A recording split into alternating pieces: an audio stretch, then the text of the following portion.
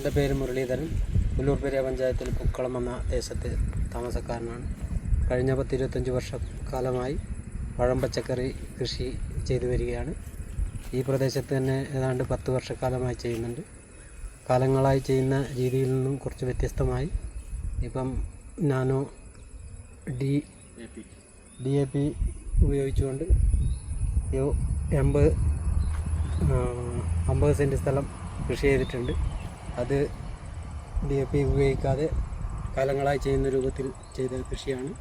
പക്ഷേ വളം ഉപയോഗിക്കുന്നത് പകുതി മാത്രമാണ് ഉപയോഗിച്ചത്. സാധാരണ ചെയ്യുന്നതിൻ്റെ പകുതി വളം ഉപയോഗിച്ചുകൊണ്ട് തന്നെ നല്ല കരുത്തുള്ള ചെടി ഉണ്ടാകുകയും ഉൽപ്പാദനം കൂടുകയും ചെയ്തിട്ടുണ്ട്. എങ്ങനെ ചെയ്തതെന്ന് പറയാം കേട്ടോ. അത് വിത്ത് നാനോ DAP എന്ന 4 മില്ലി 1 ലിറ്റർ വെള്ളത്തിലുള്ള ലായനിയിൽ മുക്കി അരമണിക്കൂർ വെച്ചതിന് ശേഷം നട്ടതാണിത്.